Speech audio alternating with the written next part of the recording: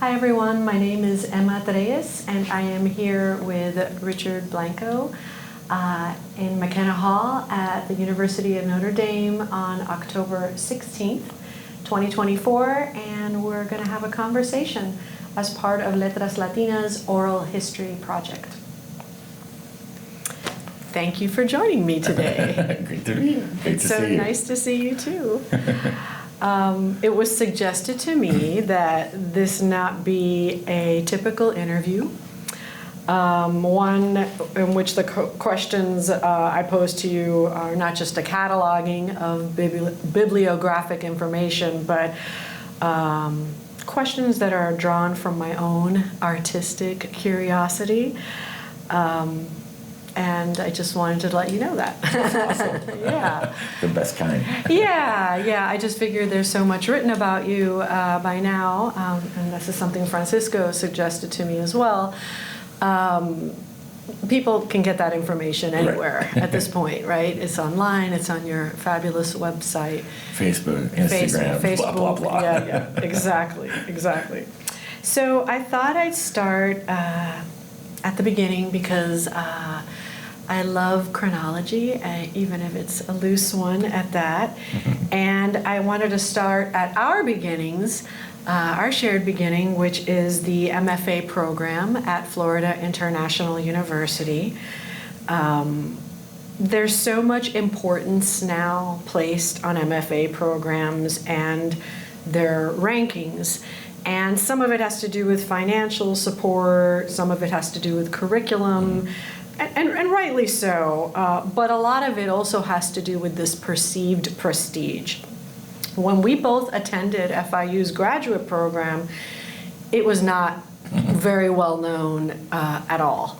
Very under the radar, almost anonymous, I would say.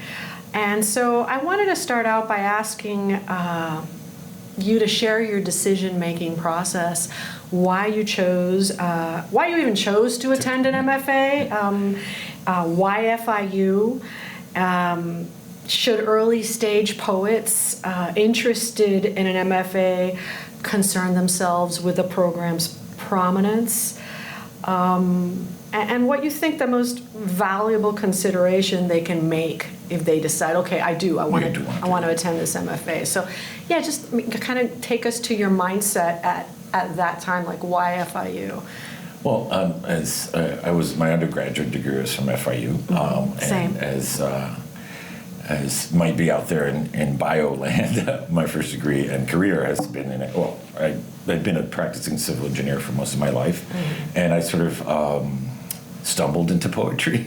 I always knew I wanted to do something creative, not in lieu of, but in addition to, just to complement my life. I wanted to explore something that was kind of lacking in my upbringing as a lower working class immigrant kid. You know, the arts, those kinds of things were things we had exposure to and things we just couldn't afford, basically. So, but what was it about poetry and language?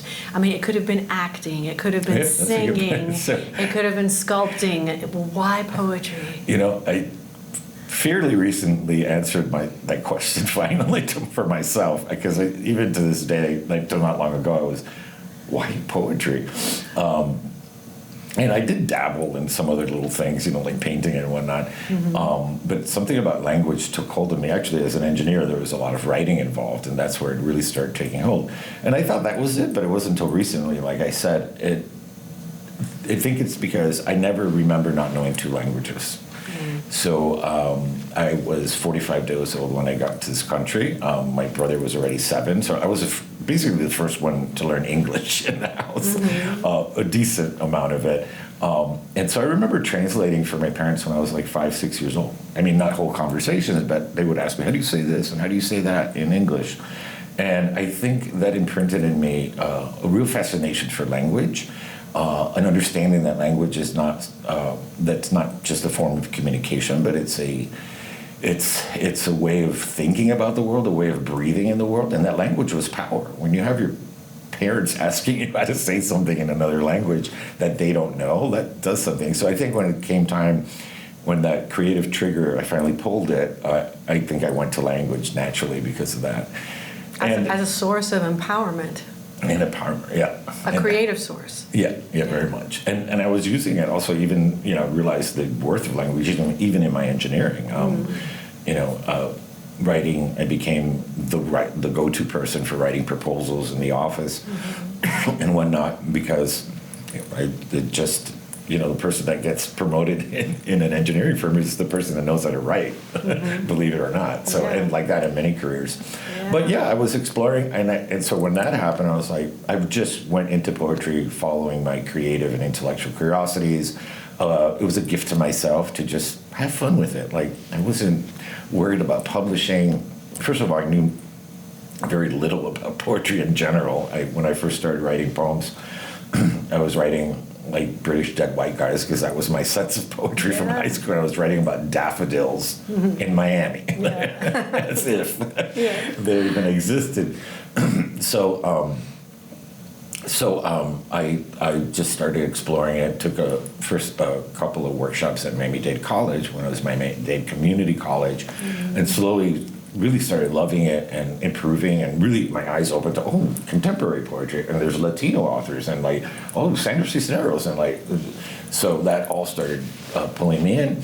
And I think the decision to get an MFA was the practicality of being an immigrant or a child of immigrants, which is if I'm going to do this stuff, I might as well get a degree.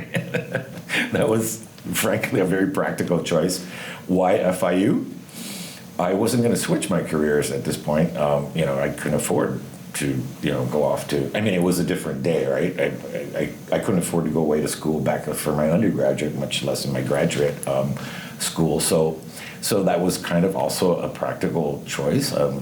Being an FIU alum already, I knew with the school too. So,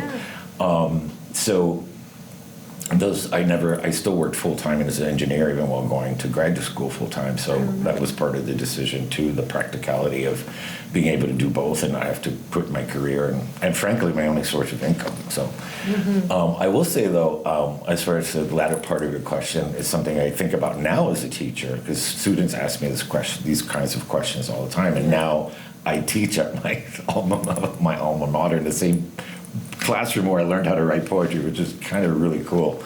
But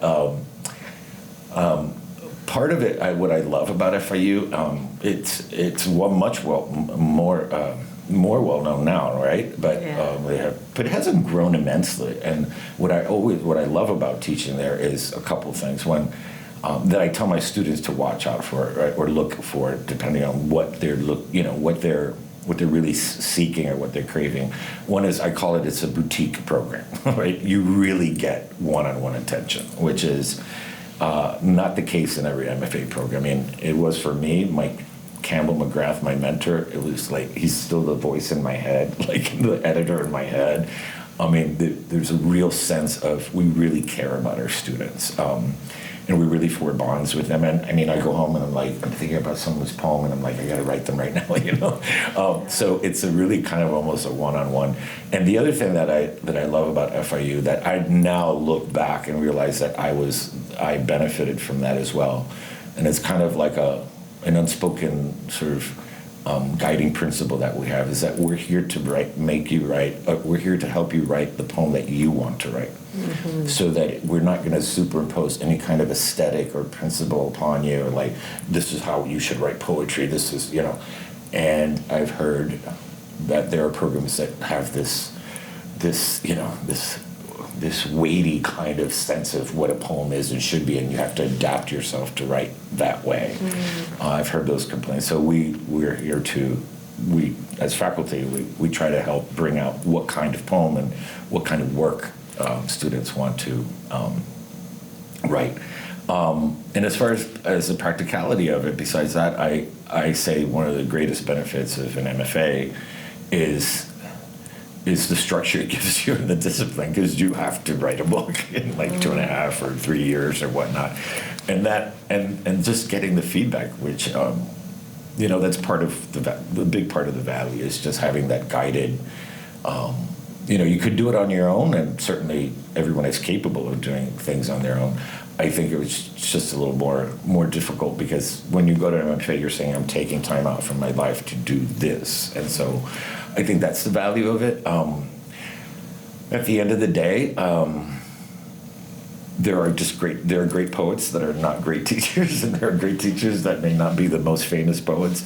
So I always tell students, look, if you're going to go for a program, make sure, obviously, that you like the work of the faculty, and that you'll get to work with the faculty, because some of these schools are, they have so-and-so on their masthead, but how closely are you going to work with them? So anyway, there's a lot to consider, but I also tell students, like, there's this rush now to get an MFA. Like, you can take up to 7 years to get your MFA. Like, I mean, unless you're getting a TA-ship, which is another whole other story, but that's kind of what I did. I just worked full-time and did the program as best I could, as quickly as I could. But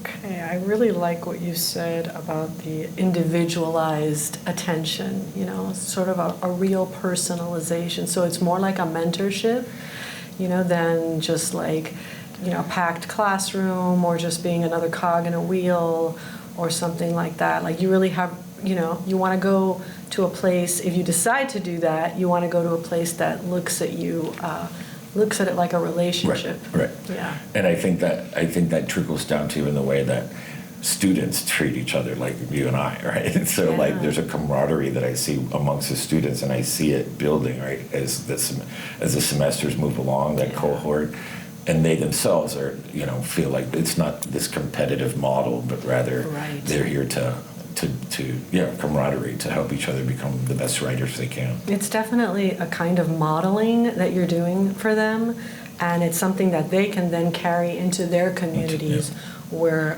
competitiveness keeps on, going down the rungs, right, until it just slips off the ladder, and instead it's about friendship and building community.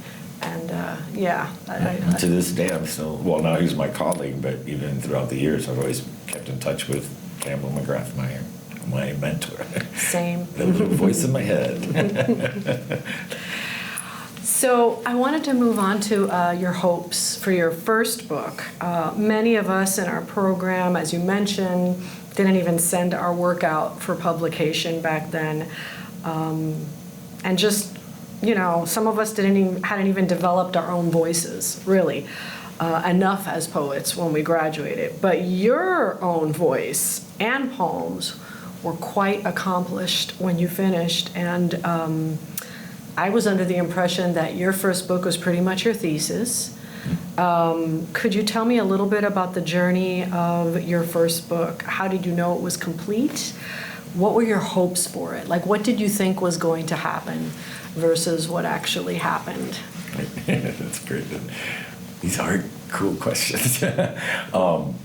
So maybe this has maybe a little to do with what we're talking about the program itself, but serendipitously, I love telling this story.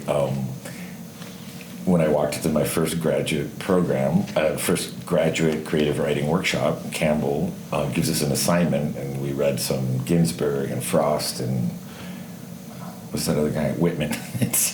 And he gave us an assignment. I think he probably may have had the same assignment at some point. I can't remember anymore. The assignment was write a poem about America. Oh, yes. And I'm like, what America are these white guys talking about? And it's not that he was imposing anything on us, but like, he was just thinking about the theme of America, right, from different perspectives in American literature. And I went home and scratched my head. I'm like, I don't know what the hell I'm going to write, because this is like, maybe I shouldn't do this, like MFA thing. And I went home and penned, I was like, what's the most American thing I can think of? It was like Thanksgiving. So I wrote a poem about a childhood sort of memory poem of the child's longing to finally have a real American Thanksgiving, which included turkey, not pork. And I thought, well, this isn't a poem. This is just a cute, anecdote. And I walked showed my poem, and I'm like, this is going to get blown out of the water. And it was like really well received, like even by Campbell. It was like, who's this guy? But why I say that story is because that moment opened up this, like, a floodgate for me. I didn't know what exactly I wanted to write about. I didn't know I had all these questions about home, identity, belonging, all those ideas of identity, how were in me since I was a kid. I've had these questions. So I think that was part of what helped me develop the book earlier, or I kind of zeroed in, luckily, not by necessarily by my own will. But I think that's part of what we're trying to find a voice, is trying to find that one thing, that one question that we'll probably have all our lives, right? And that we're never going to fully answer. And luckily for me, that happened just as I started my MFA program. Mm-hmm. And so I used every assignment. I kind of already knew I would take the assignment, and I already knew what I wanted to write about, and not manipulate it, but use the assignment to my advantage. Yeah. And so your primary lens. Right. Yeah. And so that first poem became the first poem in the book, and the second assignment became the second, more or less almost like that, because I was also discovering what all these questions meant as I was writing more and more, and that itself lended to the structure of the book, which was an evolution of that question of home. And yeah, it was, my thesis was what got published. Again, at this point, Did you send it out to Pitt for the Agnes Starrett Prize? Yeah. Was that one of the first ones you sent it to? One of the first ones, yeah. I sent to a few.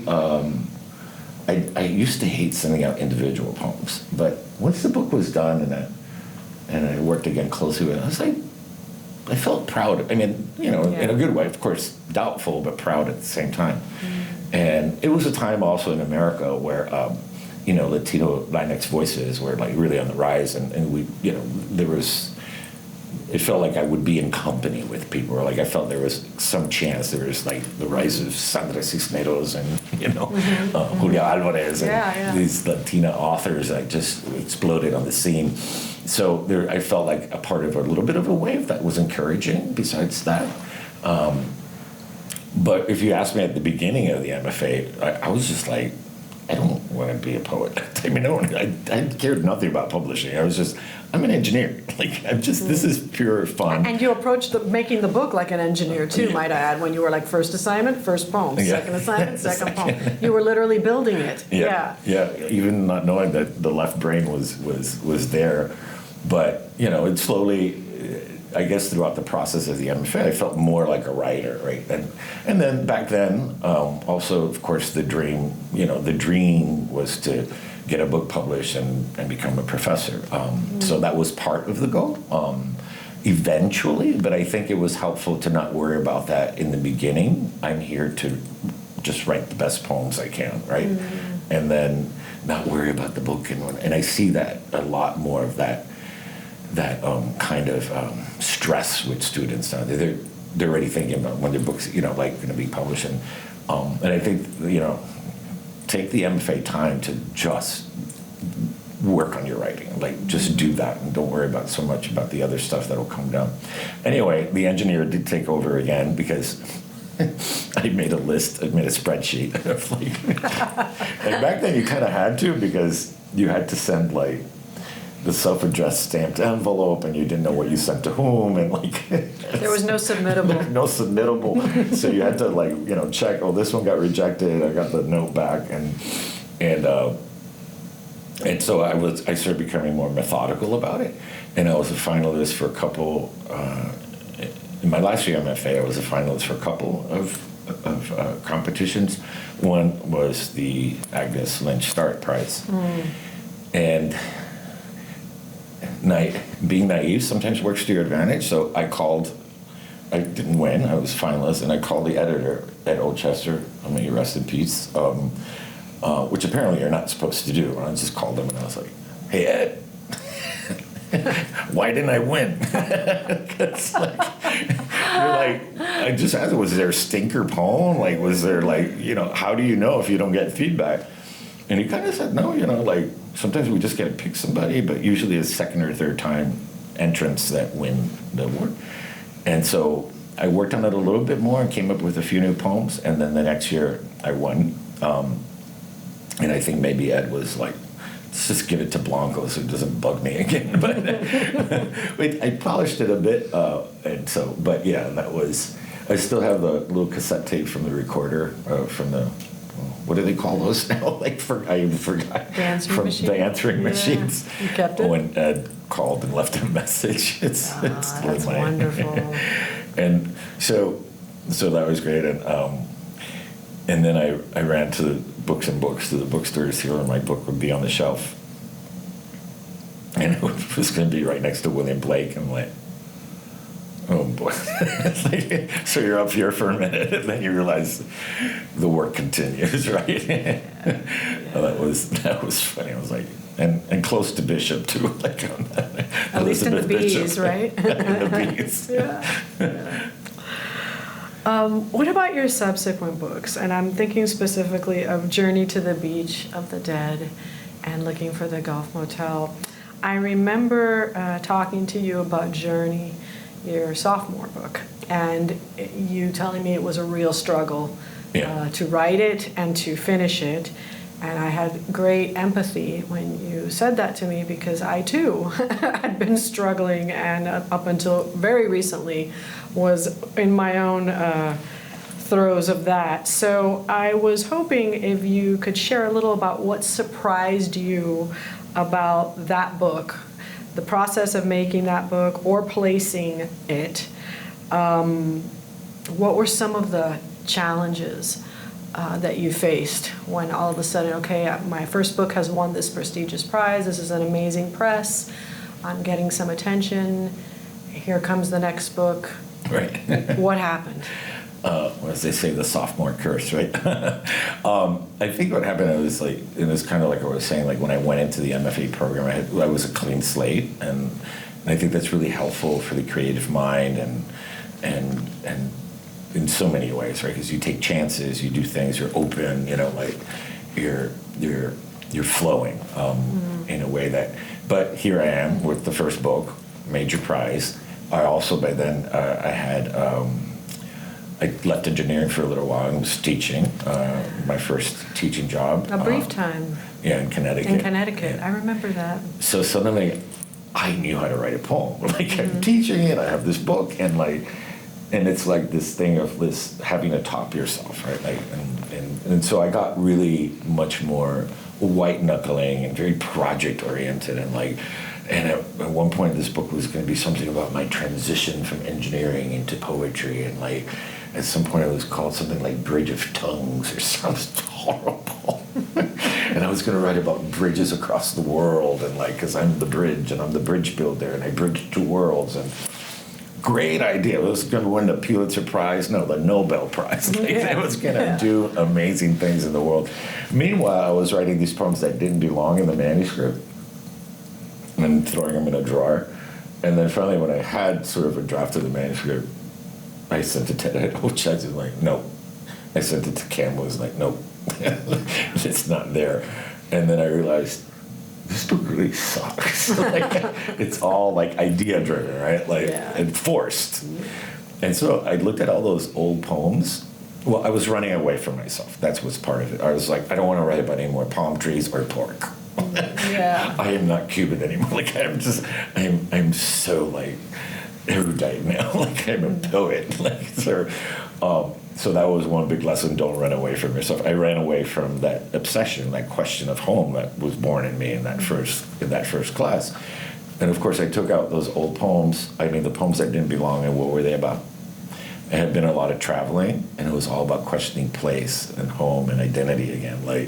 So the idea of home, but it was a different variation on the theme of more of a cosmopolitan sense of longing and searching and thinking about what that really means universally. And so I ended up pulling those poems together and pretty much tossing out everything from the first draft of the book. And that's what the book became, Directions to the Beach of the Dead. And a whole section of that is travel poems. So it begins with the travel poems and circles back to Miami in a different way, right? Revisiting the sense of home now in a different way as an adult, as someone who's already been to Cuba, as someone who's already contemplated the earlier stages of identity formation when it comes to those issues of place and belonging. And then it got placed in a couple places. It was oh, cool. So I learned my lesson, and I said, I never write a book like that again, Richard. Like, if this is the way it's going to be, I'm not writing anymore. And I think for my third book, I started trusting the process more and not white knuckling it again. I just said, you know what, your subconscious is going to know what, it's going to know what to do, right? Let it lead you. Don't lead it so much.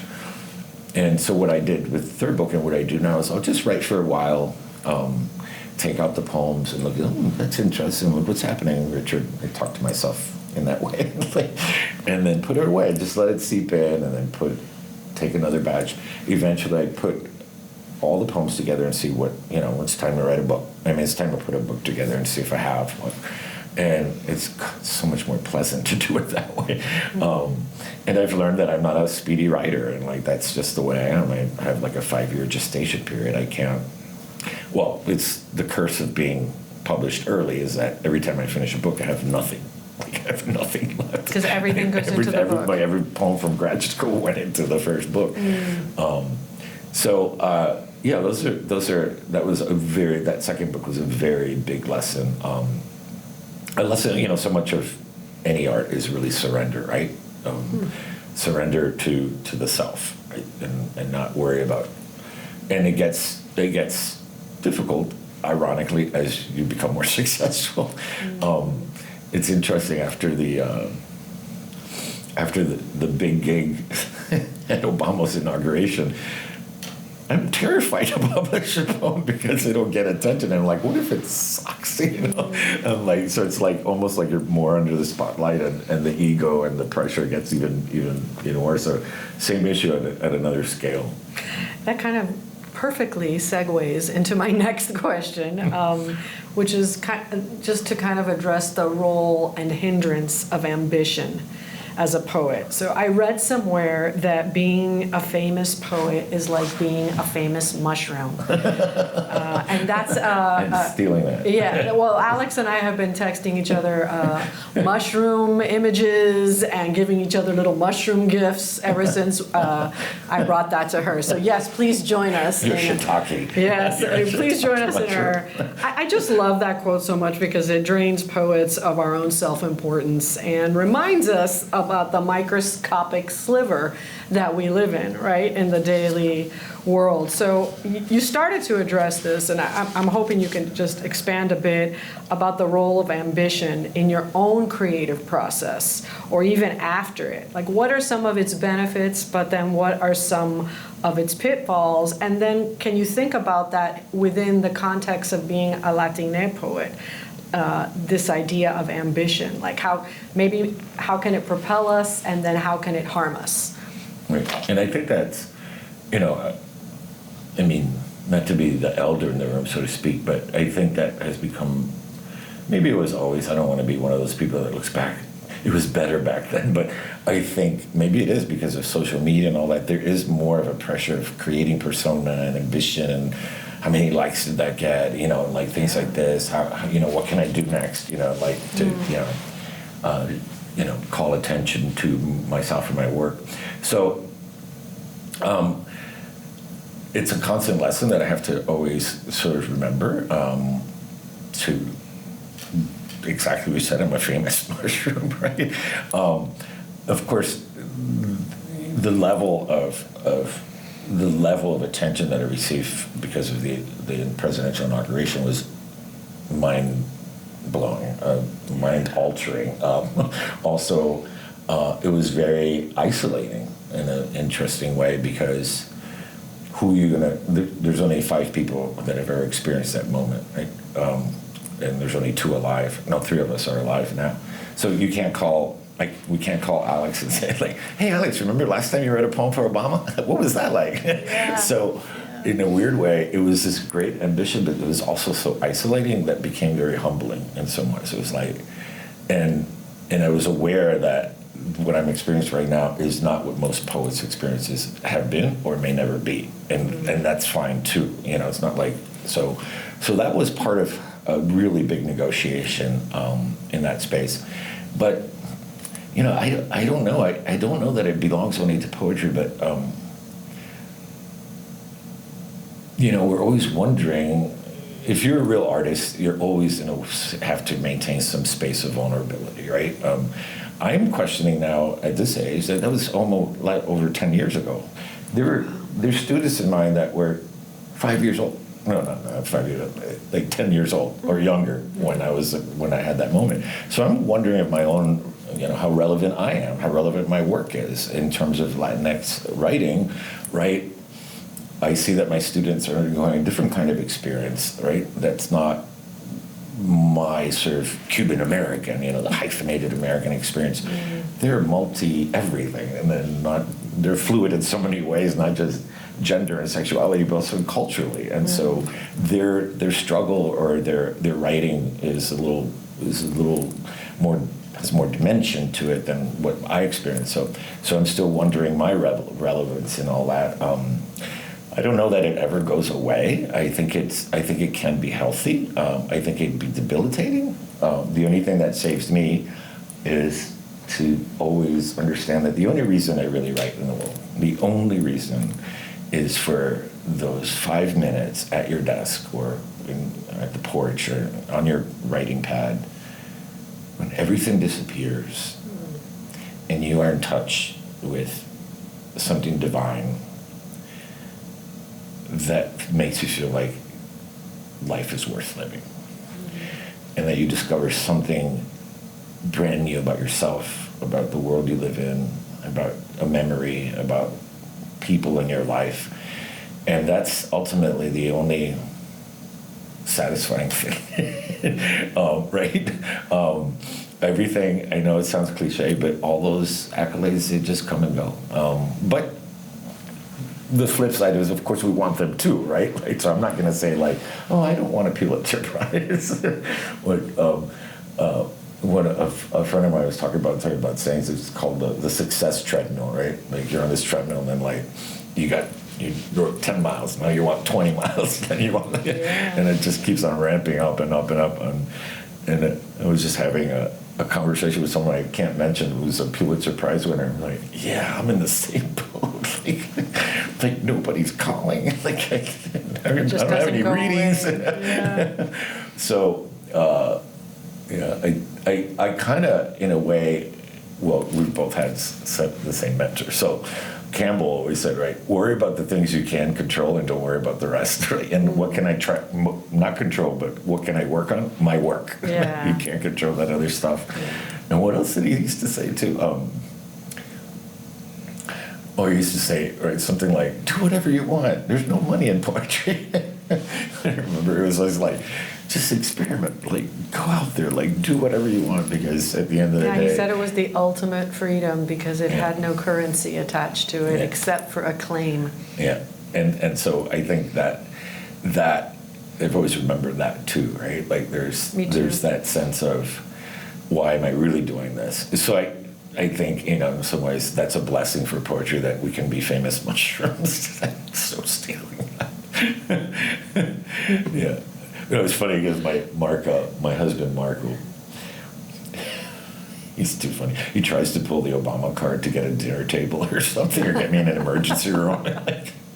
And they'll say like, "Who's inaugural poet?" They're like, "What does inaugural poet mean to most people?" I say, if you're going to say presidential inaugural poet for Barack Obama in 2013. And pray that they're a Democrat. Maybe you'll get a table. And pray that they're not 20 years old because they won't even remember. Right? Yeah. Or pray that they even saw the inauguration. Yeah. But it's hilarious. Like you're totally anonymous. Like, you win a Pulitzer Prize in poetry and still go to a grocery store. And you're like, that's fine. I love that anonymity. I love it. I can't imagine. Keeps you humble. Yeah, well, nothing could be more horrible to me than actually being recognized in that kind of fame. I just it would just overwhelm me completely. And I think I nearly, you're right. And I think, there was a while there where I was sort of losing it because there was nobody to talk to. And you were everywhere. Everywhere. You were on CNN. I remember turning on CNN. I'm like, there's Rick. You were everywhere. And here in a cart, I remember sometime they would ask me, what would you like in your dressing room, Mr. Blanco? I'm like, no poet has ever been asked that. And I finally got tired of saying nothing, so I would say, Cheez-Its and San Pellegrino to like, highbrow, lowbrow, so I wouldn't look like a Good snob. choices.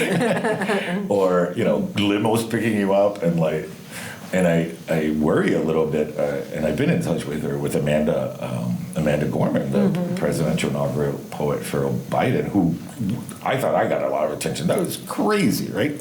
And she was young. I was 44 when that happened. So anyway, yes, I often think of it in terms of other artists too. That's like one little microscope of like, can you imagine like Lady Gaga or something like that? And so I've learned to really appreciate artists that stick to their art and like don't let the fame, and you see those that go by the wayside, right? The one-hit wonder kind of things. But like when you see whether that's a singer or an actor or a painter or anything, that they stick. The art is.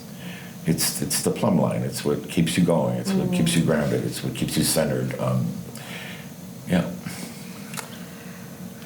I want to transition a little now to how your personal life informs your creative choices. Somewhere around the Gulf Motel book, you begin to address your personhood as a gay man. What happened around that time that pointed you in that direction, or why did you decide, because it's very much a choice, to open that door into your life? That closet door. And yeah, okay, yeah, I wasn't thinking that, but yes. To share your poems and to sort of, talk about that part of your life, which is something you had not done really in your work, in your creative work, up until that point. What was there any one catalyst, moment, or was it more just a gradual? No, it was accrual. I think it was pretty sudden, and then of course in retrospect you realize kind of what happened or why that happened. Not necessarily during the process, but there was a journey with that. I think a couple things, again in retrospect, was that before I addressed the issue of identity, in terms of my identity as a gay man, that I had to do more work on the cultural piece of it. Like I wanted to discover some more things about that, my Cubanness, and in a way that was even more foundational because that was affecting me when I was 45 days old. Like that was something that needed more attention through the work. In the second book, I do have gay love poems, except I kept them gender neutral, and I dedicated it to people just with initials, only because I wasn't afraid of it. I just thought it would distract attention from what I was trying to do in that book, which was in a way finding a kind of home in love, right? But I wasn't quite. I didn't know what story to tell, is really the truth. Like, I didn't know, okay, so I'm a gay man, so what? Right? Like, there's, saying you're a gay man is like saying I'm a human being, right? Every life is different. There's no two gay men stories that are the same. And I didn't know what I wanted to say about it. I didn't know how to frame it. I didn't know what I was curious about. And so I guess I just left it unaddressed because I didn't know. But it was part of what was eventually coming down the pipeline. And then, I realized, because I thought there were two separate issues, and I realized, home in the sense of safe space, right? In the sense of after going through the coming out process, realizing that you have to build a whole brand new community, or add to your community, to create those people that can support and understand you, right? You have to renegotiate the idea of relationship, of friendships, of all. Anyway, the idea of, like, of course, this is another kind of home that I've had to negotiate. It's just not a geographic home. It's a psychological home that is really thematically aligned with the cultural question.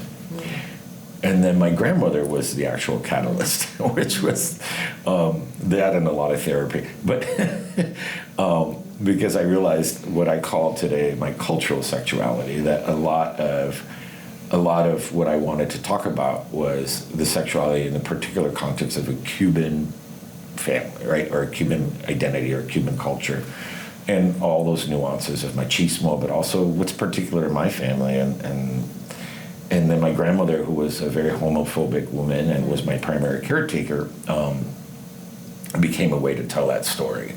You write about her with a lot of complexity. So, Yeah. I mean, it's a lot of pain there, a lot of deep pain, but there's also a lot of warmth and yeah. humor. And those are some of the poems I really value because just so much is roiling around in the same pot. Yeah. You know, and you're not trying to put a villain hat on her, Yeah. and you're also not trying to make her, you know, the ultimate angel either. Yeah, the abuelita poem. Yeah, you're really just kind of being honest Yeah. about that experience. And I think that was a way to tell the story. At least one. That was one of your catalysts. One of the ways. Okay, I have a unique story to tell that I can own and that belongs to me. Yeah. And you know, we know, as the saying goes, the universal is in the specific. And so I found something specific that I could, to tell the story with. Yeah. You know, I also have sensed in all of your work, when you write about your family, particularly your father, I sense undercurrents of a very complex relationship inside of those poems. They are not written with the same directness that you write the poems about your grandmother. Right. And I was hoping that you could speak to the choices we make, particularly as Latina writers, about how much of ourselves we choose to lay out on the page. You know, what belongs to us and what should we feel compelled to share, if anything at all? Yeah, it's interesting because I think I've gotten a little bit of a pass with that, only because my father died when I was 22, so he's, you know, I didn't really have an adult relationship with him.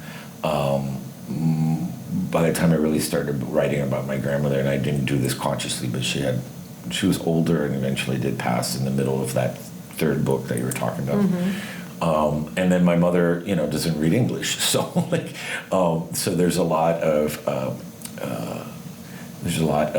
I guess things that I'm not writing, and I have this question not only with Latinx writers, but like people that are writing about family in general, or like what can I say or not say, and how do I, and so I feel like I've gotten a little bit of a little bit of a pass on that, but. And again, I'm not writing about traumatic stuff, but I will say the way I frame it, or the way I think about it, or what motivates me to tell their stories, so to speak, or through my lens, right, is that part of, and I think I may have learned this from Campbell too, but part of my motivation is this idea of being an emotional historian.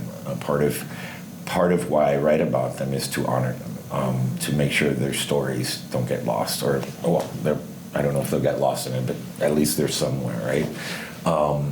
For my parents, my larger Cuban American or Cuban exile community, and also for our generation, you know, we go through a very particular experience that I wanted it documented emotionally, right? Things that are not going to be in a newspaper article or an article in a magazine. So that's part of what motivates me in telling their stories. The other thing is, I think, I don't know if this happens with your work, but I'm not saying anything verbatim. I'm taking the sort of the emotional core of maybe a snippet of something that I remember, or something that my parents have told me, or something that I'm curious about, or even my own travels to Cuba, and really exercising a kind of liberty and imagination to build a story around that, right? I mean, not a story in terms of a narrative. So I feel like they're more like portraits than any, you know, feel like I'm letting anything out of the bag or anything like that. But I think other writers may have to think about that a little bit more than I have. Mm-hmm. So for you, it isn't really a conscious choice. It's more just kind of instinctual, what feels right to you. Yeah.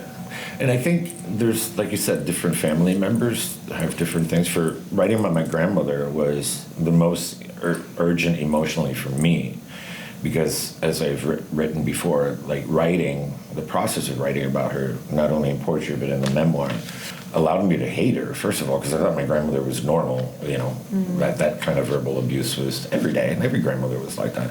Allowed me to hate her, allowed me to forgive her, and eventually love her for, like you said, like it's a complex she was my best friend as well as my arch enemy in some ways. With my mother, I think part of what motivates me is, in a way, healing her loss and pain. I don't want to say that I'm a healer, but in my own way, even though she doesn't read the work, I'm like, it's important for me to figure it out for her, if that makes any sense. My mother, for those who don't know, left her entire family behind in Cuba, including her parents, every sibling, et cetera, all for the sake of my brother and me, and also, for a better life for all of us. And that kind of pain and that kind of sorrow, I've felt since I was born, right? Even before I was born. She left 7 months pregnant with me, so I was already feeling all that. And I think that's part of what I wanted to do with her. With my father in particular, because again, he died when I was young, I try to recreate him.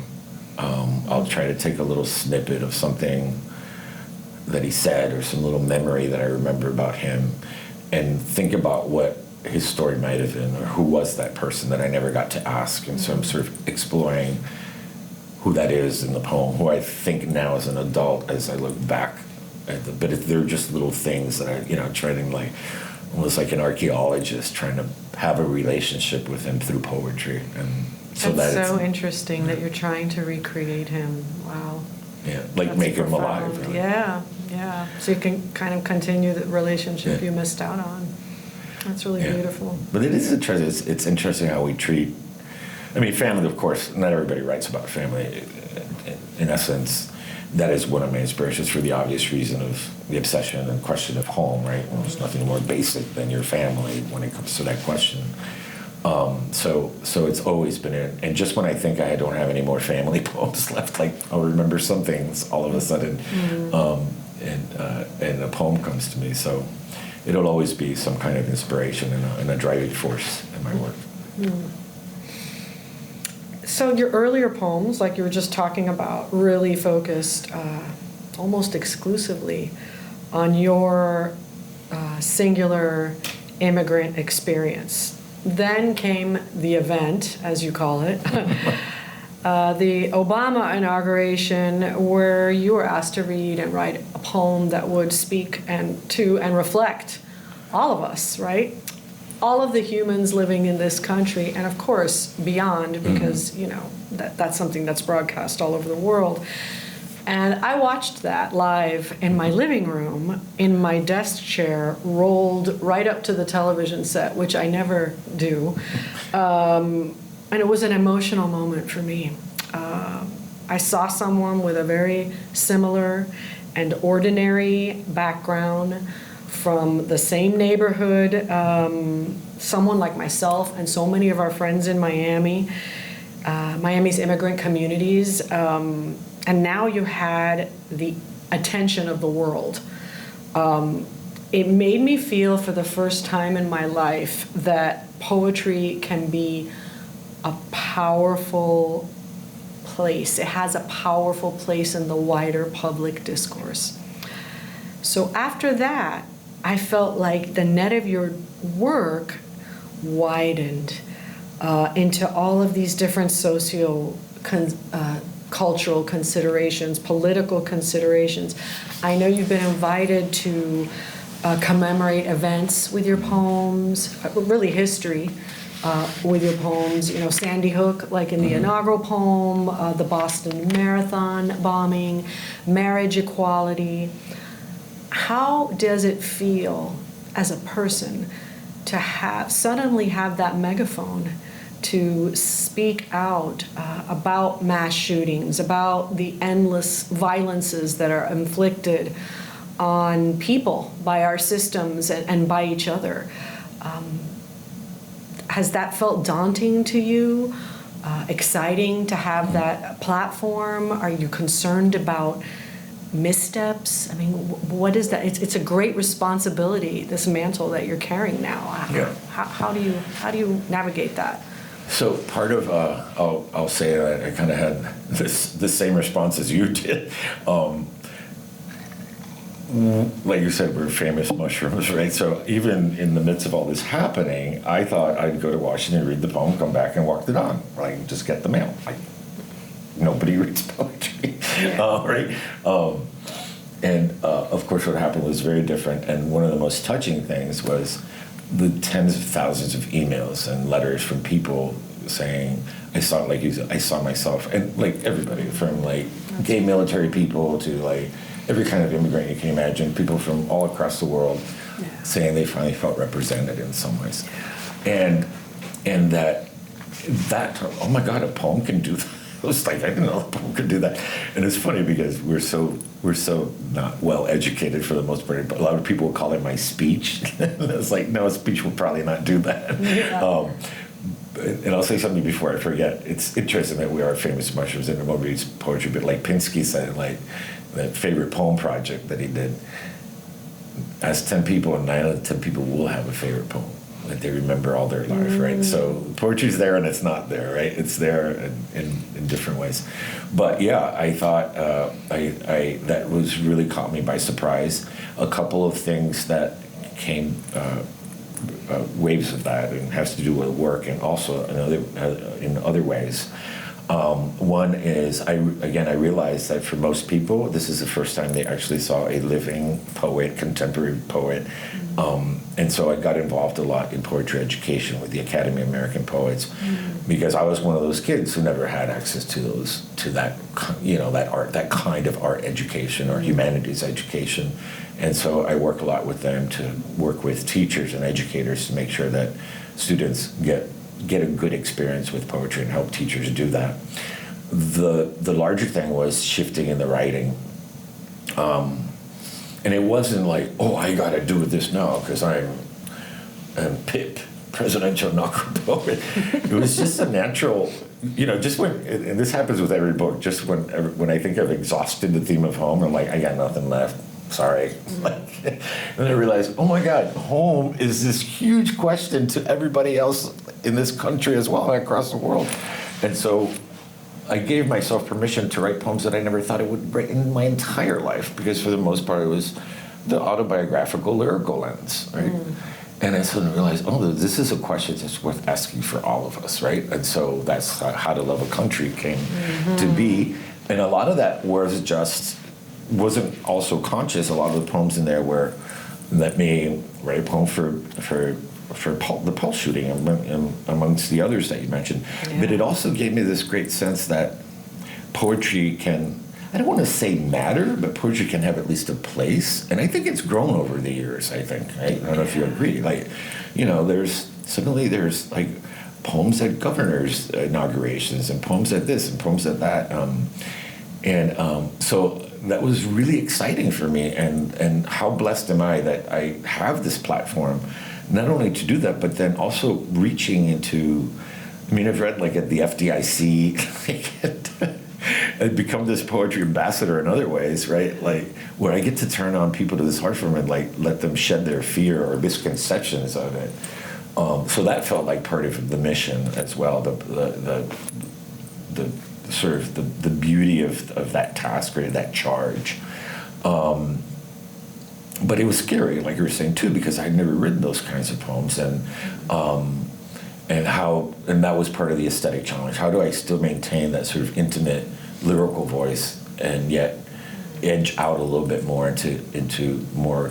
I love the way you used social culture. I like that word more than social political. This idea of like how do we wrap ourselves around these identities, and both historically and where we are right now as a country. And it's just like the ultimate biggest home is the country, right? And what is a country? Like, how do you love it? What does that even mean?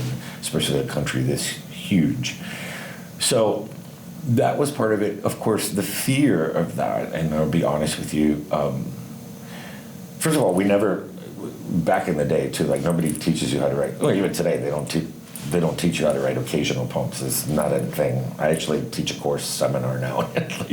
like put yourself out there. Write a poem for like your senator. It's important. It's important to put like, don't wait for people to come to poetry. Put poetry in their face, right?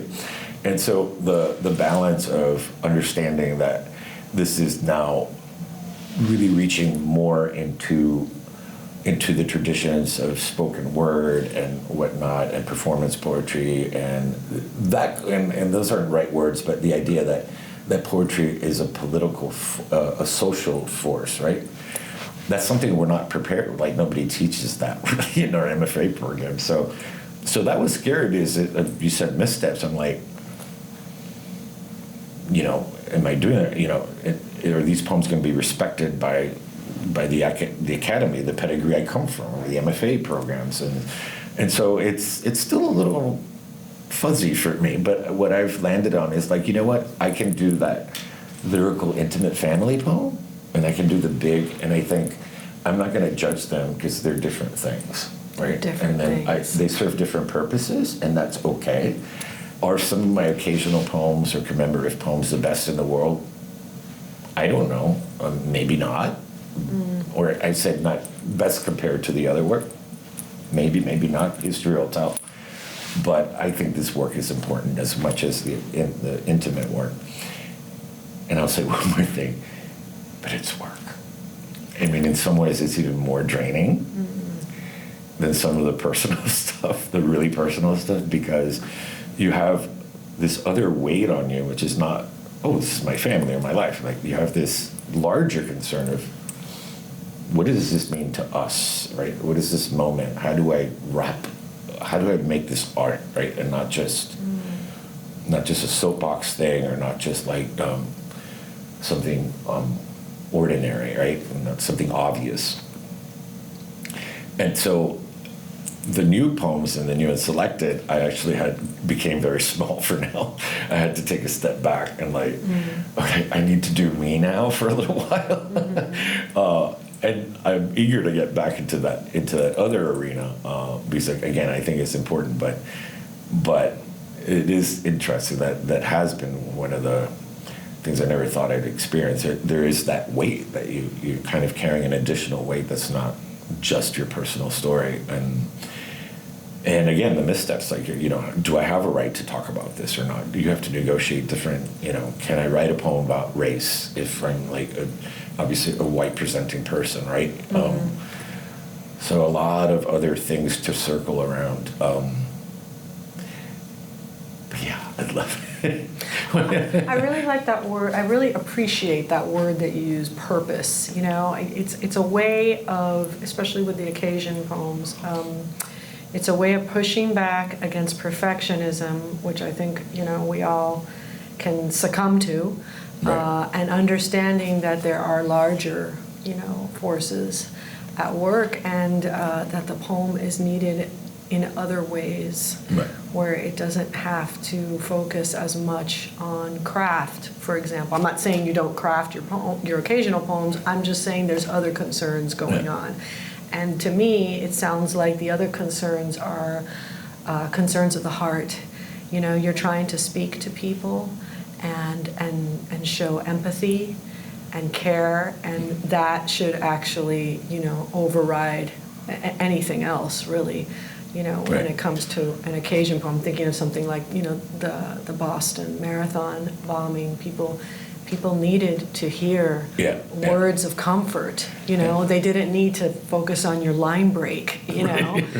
And I think what you're saying is right. That's powerful. It's just it's important work. It's not, like you said, it's not that they're not crafted. It's just that following a different aesthetic, and it's making me think how if you in a way allowed me that too, right? Like, write the poem that you want to write.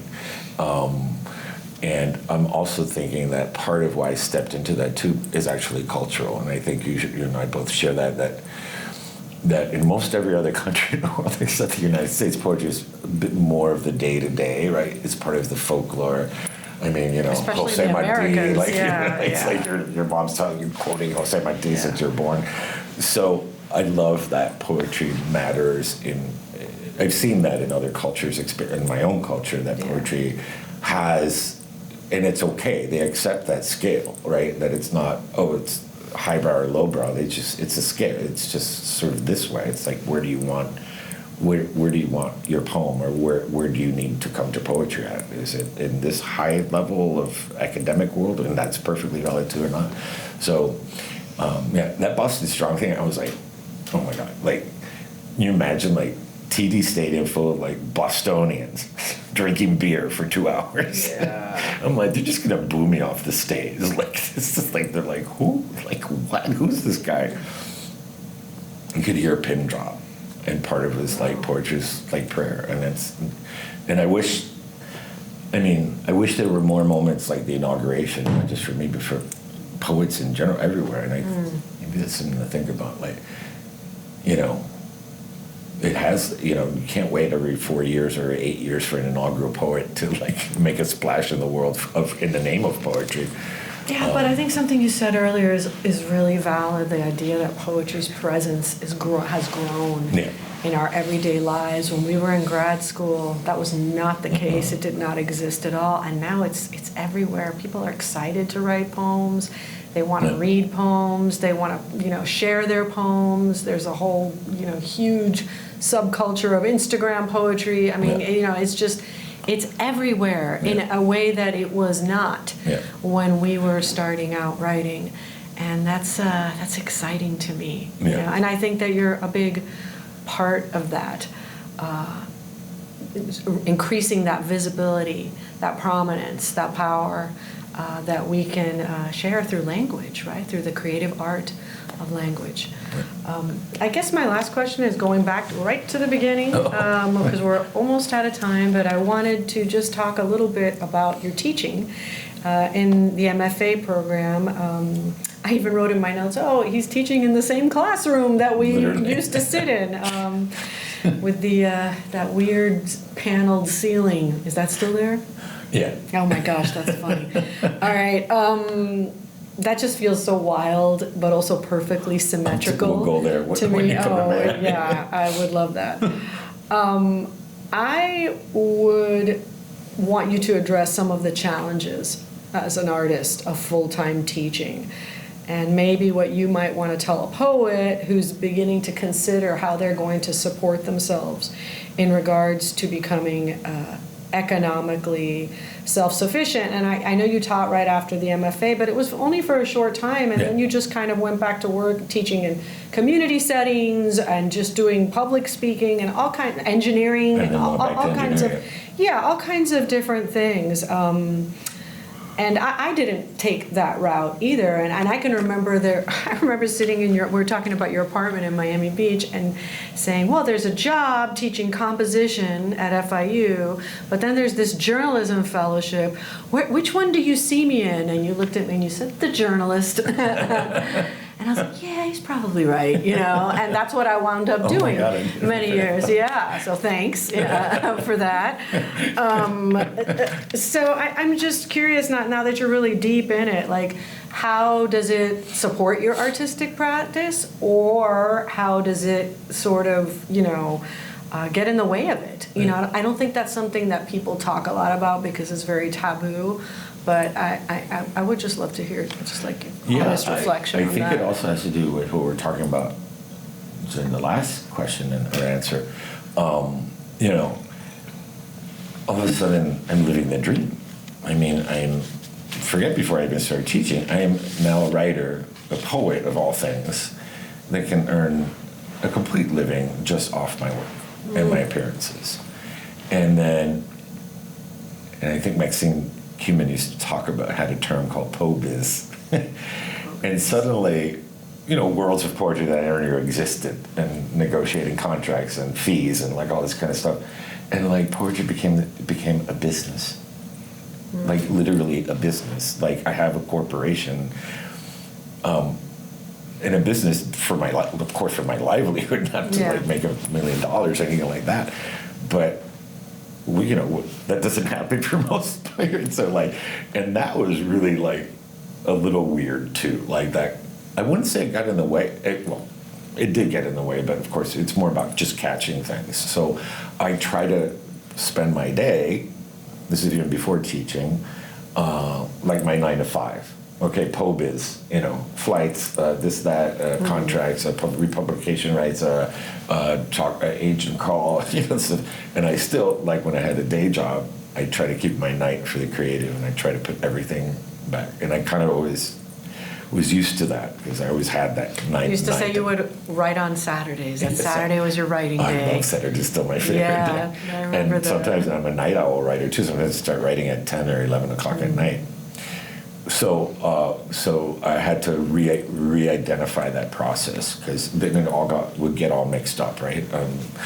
And they're two separate things. And then with teaching, kind of a similar situation. I try to reserve time for his teaching and understanding that it is its own art form, that it can be consuming, not because of the workload, but if you're a teacher like me, that in the program that I mean, as I said, maybe that's why it's a great fit. I mean, I'm thinking they're in my head, like, and I'm like, and then you're reading their poetry, so you know some of the stuff that's going on in their life, and sometimes I'll just email him, we need to have a chat because I'm feeling this. So Maybe you're doing it right, though. If you're gonna do it right, that's what you have to do. Yeah, I go in full, like, yeah. I'm like I'm like my grandmother's antithesis. I'm the kind of abuelita that kills you with love. I'm like, why were you absent today? Is everything okay? Like, I email him when I get home. Like, Yeah. So that can be consuming. So I was like, okay, Richard, at this point, it's either you or them. You got to take it easy. You got to write. So it's always been a negotiation. But I will say, in terms of that, I think the more important question I think that you were asking was, right, like, for those thinking about how am I going to earn a living with writing, how does that work? Teaching was the ideal. I think that ship has sailed. I think it's probably you need like 8 books to get a teaching job now.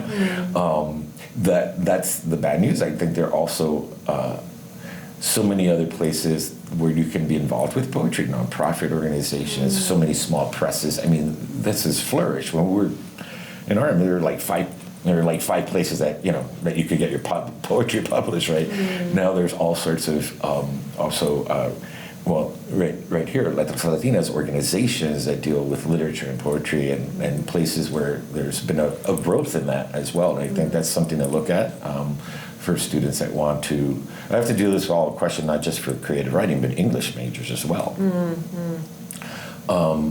There's I always tell them, like, there's writing in any career, right? There's writing involved anywhere. Like anywhere. In my engineering firm, we had 2 English majors working in the marketing department because most of the engineers didn't know how to put 2 sentences together. So, at the end of the day, every organization needs some kind of level of language, mastery of language, or creative writing. And I tell them to look for opportunities in that. I will say one thing that I think I went through personally, and I still have a little bit of that, because I didn't get an undergraduate degree in English or in engineering, and because I've been an engineer for most of my adult life, a practicing engineer, I always felt like, well, I'm not a real poet. You still have imposter syndrome? I wouldn't call it imposter, but there's like, maybe it's a wish that I mean, my students know, like, all this mythology. I'm like, I don't know, who? Like, what is this poem about? I feel like I have parts missing. But I think it is, I guess it's important, but it's more like the stereotypes that we buy into what a poet is or what an engineer is, right? And I think maybe this generation understands they're a little more fluid in that way, right? Like, why have I not read all of Chaucer's works in the Middle English? Twice. Exactly. And so I always, and again, I'm teaching at FIU. A lot of these kids are just like me, they're working class. Commuter kids. Their parents are probably not even really that much on board with them studying English. And one thing I was telling them, never feel like you're less than, that you're not following your dream if you're doing something to support that dream. And that's true of almost anybody's autobiography, right? And I kind of accepted that, and I realized that there was actually, in some ways, a great balance that went on to get back to where it began with this, where, like, day job, build a bridge, write poetry, and neither the twain shall meet. And when I was having a bad poetry day, I just dive into engineering. And when I was having a bad engineering day, I just write poetry at work. So I tell Guilty. them, I tell them that can actually be healthy for your creativity. Rather, don't feel like you have to get a job solely doing that writing thing. Though, if that's what you love and you do get that, that's perfectly fine too. But to never feel, that again, that you're less than by having another career. That, you know, I say this, my engineering, and I loved engineering. I wasn't doing it because I mean, I loved doing it, but it was also, this is what I do to feed my addiction. Like, it's, and it was more lucrative than even teaching. So at some point I stopped teaching and went back to engineering for that as well, because it set up my life for writing in a better way in some ways. So that I do advise them, you know, to think about that as well. That there is a certain practicality that you have to think of depending, you know, I'm not a trust fund baby, neither are my students, and that find something you like doing that can help you feed your addiction. But don't, and I always tell them, but it's so easy to lose sight of that vision. You have to prop up your life to support that. So I refused promotions in my engineering job. I told them at one point, listen, I just want to work 30 hours a week. You're going to pay me a full salary. I had earned that. And I want to get paid by the hour so I can take off writing when I need to. Yeah. Like whatever you want. I could have easily gone into like, oh, senior partner and like blah, blah, blah, and forgotten about my writing. So that's the caveat I tell them. You can do that, but don't forget where do you want to be? What's your ultimate goal, right? Or ultimate dream. Yeah. Thank you so much Thanks, for talking with me today. This was wonderful. My pleasure. Certainly my pleasure.